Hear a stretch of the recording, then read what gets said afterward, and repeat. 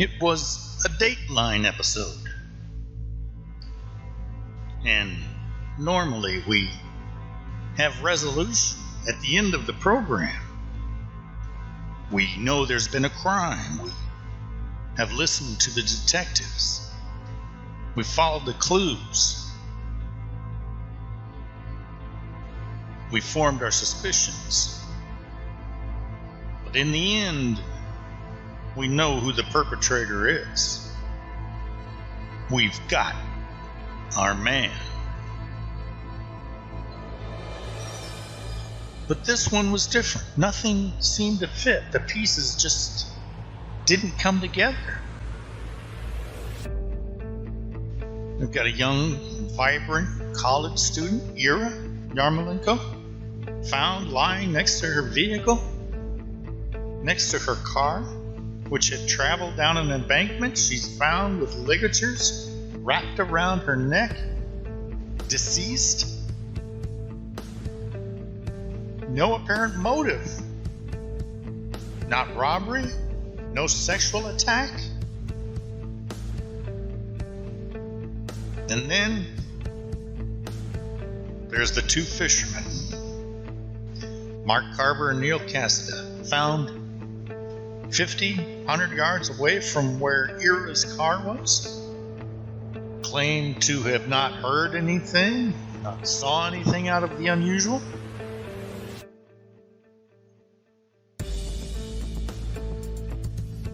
But as the months went by and the investigation moved on, the test came back. The DNA on the car was that of the two fishermen. In an unusual move, the prosecutor decides to try both men separately. And it was Neil Cassida whose court date was first. But on the morning that his trial was supposed to start, he was experiencing a shortness of breath and within a few moments keeled over dead. Now what does that say? I'm not sure that's a good omen. Was that the Lord delivering his own special brand of swift justice? I mean, the day you begin to have the opportunity to clear your good name, you're struck down at the kitchen table? Or, as some have suggested, it may well have been a blessing for an innocent man. Think of the legal tribulations he avoided, the certain prison time, had he been found guilty. Maybe it was a blessing.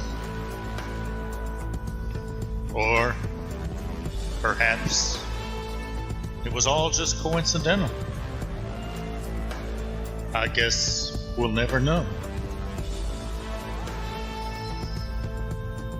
But it was his cousin who was due to stand trial next. Mark Carver. He gave some interviews after he first got arrested, and he certainly didn't sound guilty.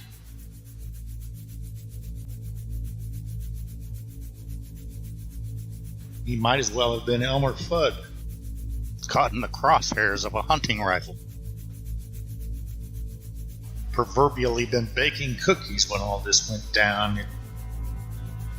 You're really left with the impression that he was just a good old boy, down there fishing like he always did. Was he indeed in the wrong place at the wrong time? In interviews that he gave, he maintained that he may well be being framed. Could your cousin have done this and not you? No, I don't think he did. I don't think we've been framed. By who? By the police. Why would they do something like that? Because they don't want to get out and do their job. They don't want to find the right one and done it. We didn't do it. Ain't no way I done it. I know Neil didn't do it. The one that done it's still out there. And he's getting away with murder. But as these things go, it was the jury who would have the last word. They heard the evidence at trial and came back with a verdict. Mark Carver, guilty.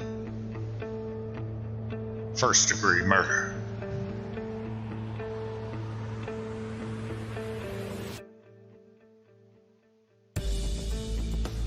And of course, Mark went through the normal appeals, looking for procedural errors, but there were none, and the verdict stood. Then the North Carolina Center for Actual Innocence done a lot of good work in getting wrongful convictions overturned when innocent people are sent to prison. And their director, Chris Muma, is a force to be reckoned with. She believes in Mark's innocence and fought hard for him. Recently has had some successes as Mark's original trial has been overturned. Now it's up to the DA to decide, does he want to retry Mark Carver or drop the charges?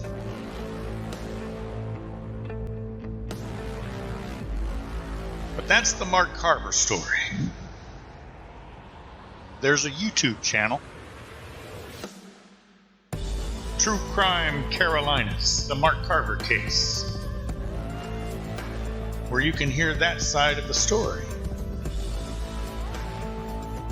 But in the words of Chris Muma of the Innocence Center, our attention should be focused elsewhere.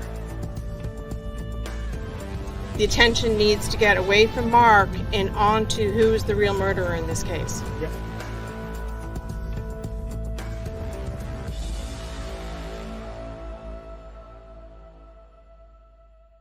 And so we do just that. This is a story of Yuri Yarmolenko. What was she doing all the way across the county in an area that was surrounded by thick woods, adjacent to an area that was partially under construction, down by the river?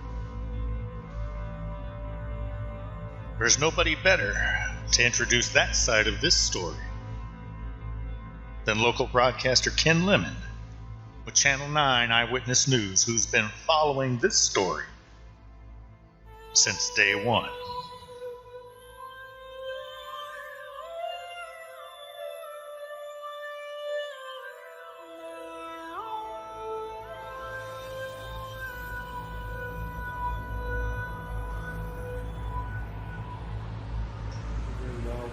One of those days where we're working on stories, and I'd gone to Shelby to work on a story that I kind of picked up late in the day. So I was leaving Shelby, and I was on my way back when I got a phone call from one of our tipsters saying, hey, I think they found a body on the river. And I called, and sure enough, they were out there. And so I go straight out there, and I end up working on that story the rest of the day. But it wasn't until what I would consider late after. It was like after 2 o'clock, we got the call and got on the scene. I had no idea that I was going out to one of these stories that we'd still be talking about. I mean, just no idea. And this one just resonated. It resonated with so many people. It resonated in Charlotte. It resonated in Gaston County. Sometimes you get these stories that happen in Gaston County and only Gaston County people care about it. The fact that it was a UNC Charlotte student made people alert, perk up, think a little bit more about it. So it had that intersection, if you will, where it crossed the river. A few stories crossed the river in the same fashion as this one did. And it's still shrouded in mystery because the real answers are not easy to see. This one's a really foggy story. You know what perplexes you. You know what upsets you. You know what yearns at you to ask more questions. Just the answers are just not out there in the same fashion that you find, several dozen other stories that begin the same way. The one thing is, everybody agrees. It doesn't matter if you are defense or prosecution. Everybody says, and you believe, that they want justice for Ira Yarmolenko. At the end of the day, here is a young 20-year-old woman who's killed out of place. As far as we know, there was no direct connection between her and this section of Gaston County. This was very remote. Now you have a subdivision there, you have a YMCA there, but when this happened, this was fairly remote. This is an area just barely coming under construction. If you were there, you were one of just a handful of people who lived there, because there weren't a whole lot of homes there, or you were lost. And so she ends up dead in a place where she doesn't belong, on the banks of a river. And the first people who find her are jet skiers, and they're a very compassionate couple. I spoke with them, spent some time with them out on the river, and they talked with me about that day. And the crime scene it's brutal. It's disturbing. It's abrupt. It's strong. This is a person who was killed up close. This wasn't a gunshot from 100 yards away. This wasn't something that could have been done in just a sudden fit of anger that you might regret. This was strong, and whoever did this, they were intentional in their actions. And she was killed next to her car, away from home, in an area that you may not have been able to call out for help and reasonably expect that someone would hear you and come to your aid. Come to your aid. Come to your aid. Come to your aid.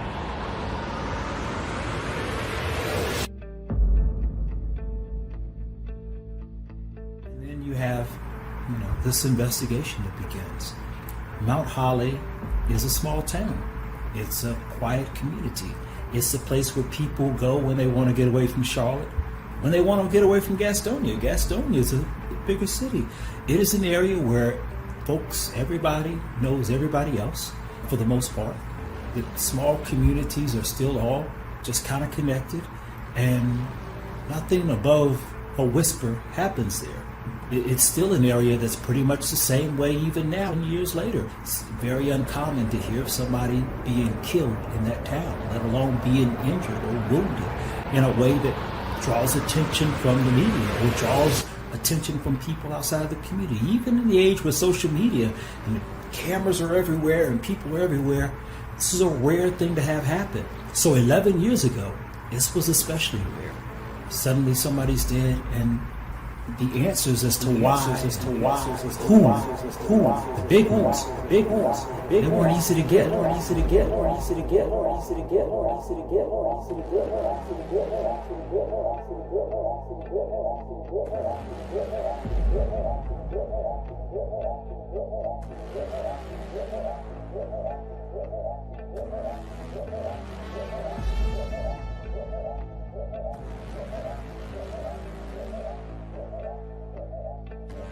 And again, this is just me, and everybody does this, because at some point in the process of going through your journalistic outlook on things, you still do this, but you ask yourself, if not him, then who is?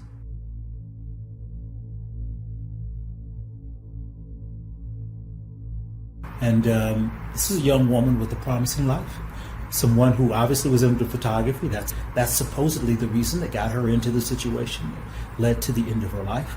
This is someone who is into poetry, very expressive, very outgoing, well-loved. You get that sense in her last days. One of the things she does is goes by the place where she worked. How many 20-year-olds on their day off end up at the shop where they work? It's the last place you want to be. But obviously they're friends there.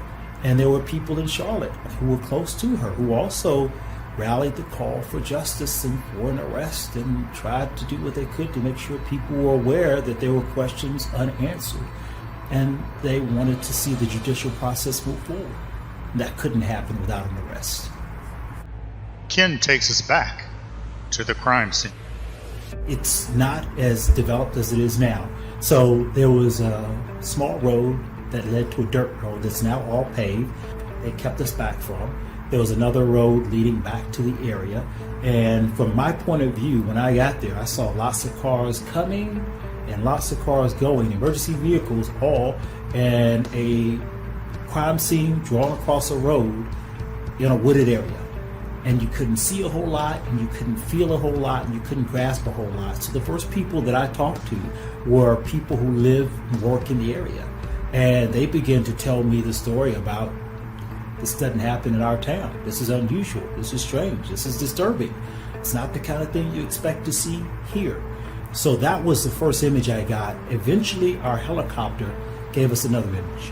And that was the image of the car at the bank of the river, and the body laying next to the car. Though we don't show bodies on TV, you begin to now get a little perspective. And that was disturbing. And I don't think it was very long before it was so disturbing that it wasn't just perplexing for Charlotte, it wasn't just perplexing for Mount Holly, but the national media began to pay attention to this. And disturbing it was. The story grew like a wildfire. And it wasn't long before it got the national media attention conventions. Asked to describe the crime scene from the point of view of the helicopter, Ken reflects with a certain degree of distress.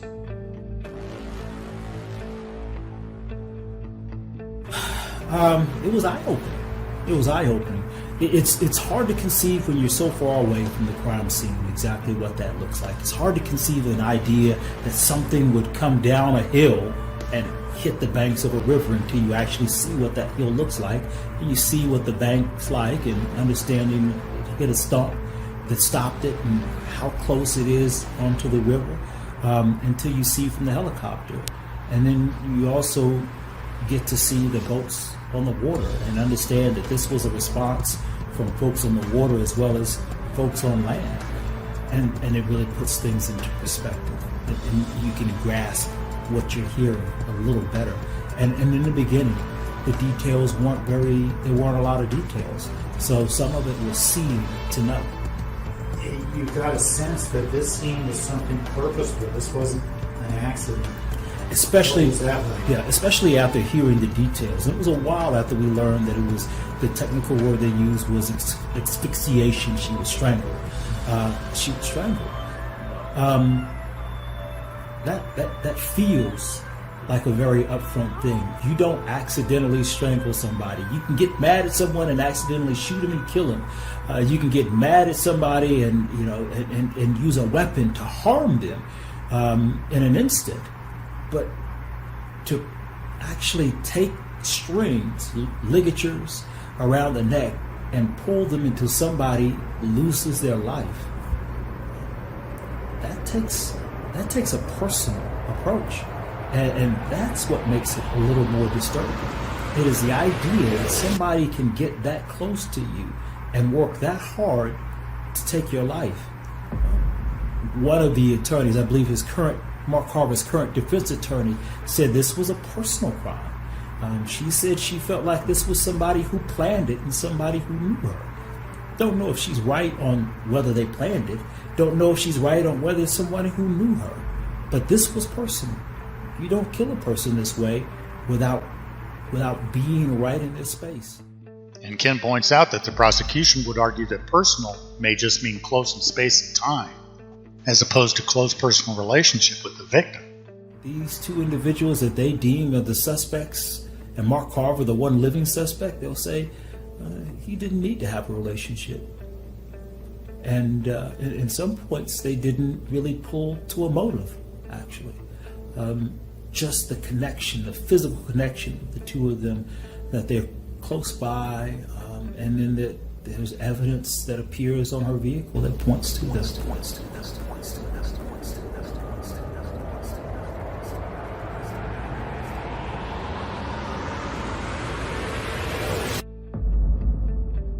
From your vantage point, Ken, give us a sense of the community response to this tragedy. Everybody is asking questions. Everybody's asking the same questions. There are a few stories that you can work on where no matter where you go, everybody asks, hey, what about that situation? What happened to that girl? You hear that. She had a strange name. Now we can all say it, Ira Yarmolenko. It doesn't spell like Ira, but we've heard it enough that we know Ira Yarmolenko. But people, as you go out and you've exhausted everything that you can now, and you have to pick up another story. You go out and start working on other stories, particularly near that area. People begin to ask you, but almost anywhere. This became one of those faces and one of those names that really outgrew the geographic boundaries of a region. There's some people who don't pay attention to stories in Rock Hill. If you're in Gastonia, they may not pay attention to it. If you're in Salisbury, Monroe may not pay attention to it. This is one of those stories that people everywhere would ask you questions. More intensely, or more people would ask closer to Mount Holly and Belmont and in Gaston County and Gastonia, where I saw people often. But when I veered outside of that area, people would ask, hey, did they ever say what happened to her?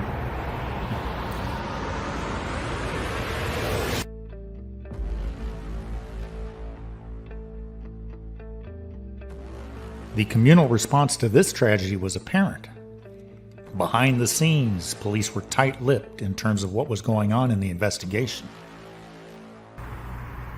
So, and particularly say what happened, because if I'm not mistaken, it was weeks before they even determined the cause of death.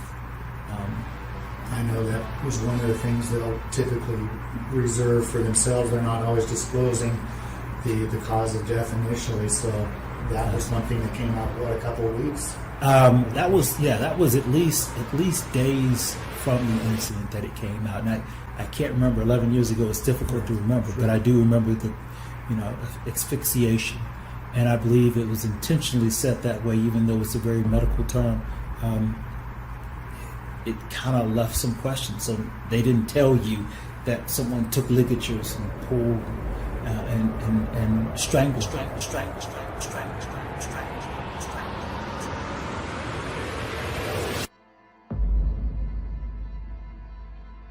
While covering this case, I found many who knew Ira, both before this tragedy and afterwards, wondered what kind of impact would her life have on the world? What would she grow up to become? What would she have grown up to become? I suppose it's ironic, yet sad, but still significant, what kind of impact her death has had on people who both knew her and never did know her.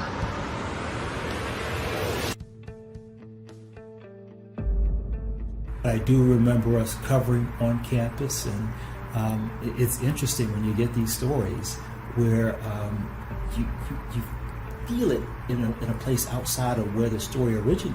But people did feel it. They felt that loss. And even though she was a long ways from home, and for some people, particularly if you have campus life, Gastonia can feel a long ways away. What happened there had a ripple effect that reached all the way to UNC Charlotte and kept reverberating across that campus with people who knew her and people who learned about her after her death. That was what was powerful, was yes. The impact that she left. Yeah.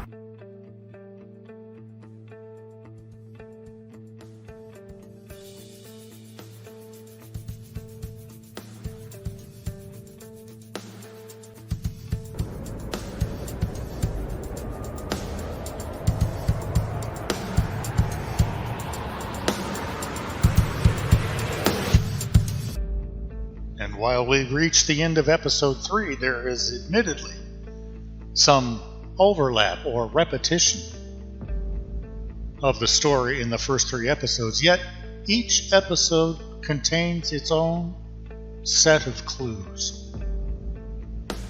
Or rather, facts. For what is a clue but a fact? Does this mean that all facts are clues? A clue to one listener may not be a clue to another.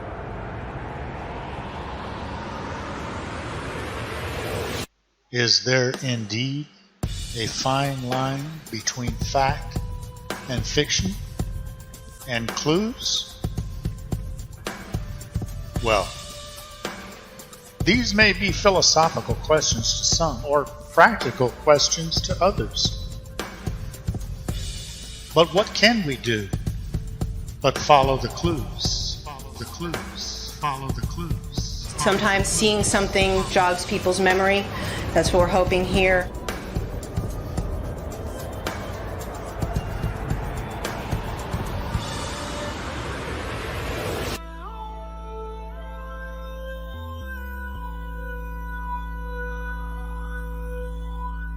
I'm really nervous about night classes. I have to take them, but I always walk out in a group. I think it's made me a lot more aware of my surroundings. I used to go everywhere by myself, and I never really thought twice about it. Really